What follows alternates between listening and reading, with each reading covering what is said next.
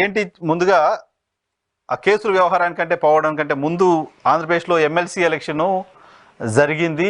కూటమి ప్రభుత్వం ఏర్పడ్డ తర్వాత జరిగిన మొదటి ఎమ్మెల్సీ ఎలక్షన్లో వైఎస్ఆర్ కాంగ్రెస్ పార్టీ ఆల్మోస్ట్ విజయం సాధించబోతుంది. టీడీపీ కంటెస్ట్ చేయట్లేదు కాబట్టి సో దాన్ని ఎలా చూడాలి? వైసీపీకి అడ్వాంటేజ్ ఇచ్చే వార్తగా చూస్తారా దాన్ని, లేకపోతే టీడీపీ డెమోక్రటిక్ ప్రాసెస్ని గౌరవించి మాకు తక్కువ ఓట్లు ఉన్నాయి కాబట్టి మేము పోటీ చేయట్లేదు అనే మాటని ఏ రకంగా చూడాల్సిన అవసరం ఉంది?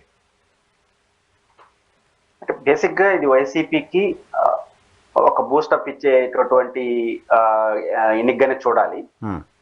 దీనికి అదనపు గ్లామరు తెలుగుదేశం వ్యవహరించే తీరు వల్ల వచ్చి నిజానికి సాధారణ ఎన్నికలు జరుగుతుంటే అది వైసీపీ సాధారణ విజయంగా ఉండేది. ఎందుకంటే ఇదేమైనా ప్రజలు వేసిన ఓట్లు కాదు కదా, ఆయా పార్టీ వేసినటువంటి ఆయా పార్టీ సభ్యులు ఈరోజు ఒకటి కాదు, ఇల్లు ఆ పార్టీ సింబల్ పైన గెలిచినటువంటి ప్రజాప్రతినిధి, క్రింది స్థాయి ప్రజాప్రతినిధి వాళ్ళ ఓట్లు వేసుకుంటారు సహజం అనే యాంగిల్ గాని తెలుగుదేశం తీసుకొని ఉంటే ఇది పెద్ద బూస్టప్ ఏం కాదు వైసీపీకి. మీ ఓట్లు మీరు వేసుకున్నారు గొప్పతనం ఏముందని.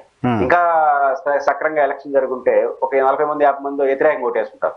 వైసీపీని దాటి ఇప్పుడు విశాఖ నగరంలో వేశారు కదా, అట్లా వేసుంటే మీ ఓటర్లు మీరు కాపాడుకోలేకపోయారని చెప్పుండొచ్చు తెలుగుదేశం. కాబట్టి తెలుగుదేశం పార్టీ పోటీ చేయాలనే ఉత్సాహాన్ని కనపరచడం, దానికి కమిటీ వేయడం, ఈ లెంతీ ప్రాసెస్ వల్ల తెలుగుదేశం వెనక్కిపోయిందనే మెసేజ్ రావడం వల్ల జగన్మోహన్ రెడ్డి వరుస భేటీలు ఓటర్లతో ప్లస్ లీడర్లతో భేటీలు, బొత్స సత్యనారాయణ ఇవన్నిటి వల్ల గ్లామర్ వచ్చేసింది. రెండోది ప్రజాస్వామ్య స్ఫూర్తి నాకేం అర్థం కాల, అసలు ఎందుకు పోటీ పెట్టకూడదు అంటా నేను.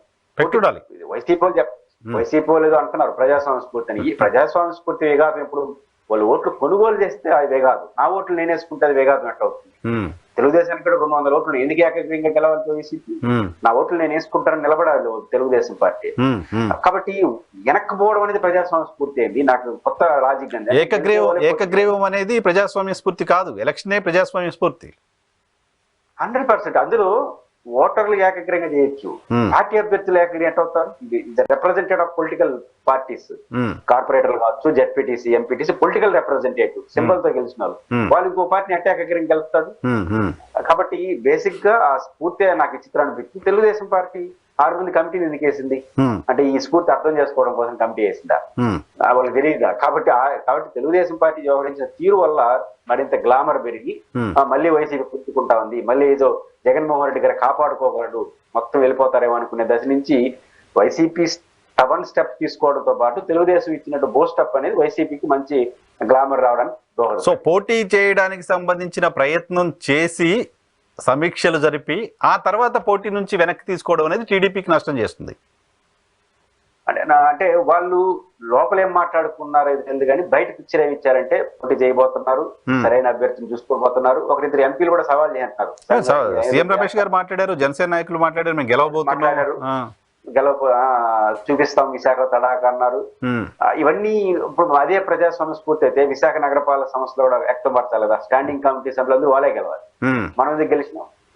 కాబట్టి ఇవన్నీ చూసుకున్నప్పుడు తెలుగుదేశం పార్టీ లోపల ఏమేమి చేసింది కానీ బహిరంగ వ్యక్తం చేసిన వాళ్ళ రూపాన్ని ప్రదర్శిస్తే మాత్రం చివరి ట్రై చేసినారు, వీలు కాలేదు కాబట్టి వెనక్కి తగ్గారనే పిక్చర్ ఇది. వాళ్ళ ఉద్దేశం ఏదైనా కావచ్చు. ఇమీడియట్ గా Vizag standing council the example వాళ్ళు అనుకున్నారు ఫటాఫట్. అసలు మేయర్ వాళ్ళు తమాషా చూడండి, మేయర్ వాళ్ళు మెజారిటీ వాళ్ళు అయినా అన్ని స్టాండింగ్ కమిటీలు గెలిచేయడం అంటే అర్థం ఏంటంటే వాళ్ళు అనుకున్నారు ఫినిష్ చేసినారు. ఇట్లా అనుకోండి, ఇది కూడా అనుకున్నారు సాధ్యం కాలేదు కాబట్టి వదిలేసినారు అనే మెసేజ్ మాత్రం ప్రజలకు వెళ్ళింది. ఈ క్రమంలో వాళ్ళ మీద పెద్ద విమర్శ రాలేదు కానీ జగన్ క్రెడిబిలిటీ బాగా దొరికింది.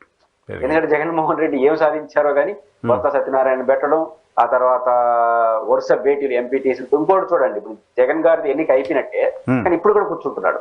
అంటే ఒక నియోజకవర్గాన్ని కూర్చొని ఇంకొక నియోజకవర్గం కూర్చోబోతే రాంగ్ మెసేజ్ వెళ్తుంది, అంటే కేవలం ఓటర్ గెలుపోవటం కోసం కూర్చున్నాడు అనే మెసేజ్ కూడా ఇవ్వకూడదు, ఎఫెక్టివ్ గా వెళ్ళాలని జగన్ గారు గట్టిగా నిలబడ్డాడు, కాపాడుకున్నాడనే ఇమేజ్ ఎందుకు వచ్చిందంటే ఆయన కృషి కన్నా తెలుగుదేశం పార్టీ యొక్క రాజకీయ తప్పటడుగుల వల్లనే ఆయనకి ఆ ఇమేజ్ వచ్చిందని చెప్పుకోవచ్చు. సో మొత్తంగా వైసీపీకి అడ్వాంటేజ్ ఒక పెద్ద తలకాయ ఉత్తరాంధ్ర నుంచి బొత్స సత్యనారాయణ గారు లాంటి వాళ్ళు శాసనమండలిలో ఉండడం అనేది వైసీపీకి ఒక పాజిటివ్ సైన్గానే చూడాలి. సరే, ఏదేమైనా తెలుగుదేశం పార్టీ క్యాండిడేట్ని పెట్టి ఓట్ల కొనుగోలుకో మిగతాయో ప్రయత్నం చేయకుండా పోటీ నుంచి తప్పుకోవడం అనే దాన్ని కూడా పాజిటివ్గానే చూడాలి ఇప్పుడున్న పరిస్థితిలో.